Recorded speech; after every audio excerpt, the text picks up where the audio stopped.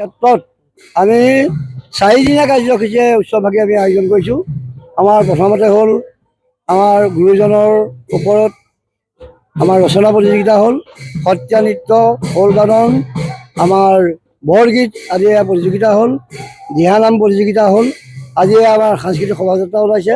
ইয়াৰ পিছতে আমাৰ যোগান নাম পাঠ হ'ব।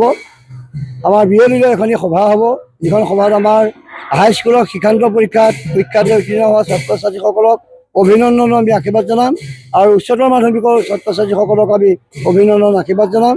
গাঁৱৰ বয়োজ্যেষ্ঠ দুজনমানক আমি অভিনন্দন জনাম। আৰু ৰাতিলৈ ঠিক তেনেধৰণে আমাৰ এখনীয়া মহাপুৰুষীয়া ভাওনাৰে আমাৰ কাৰ্যসূচী আমি সামৰণি মাৰিম। ধন্যবাদ।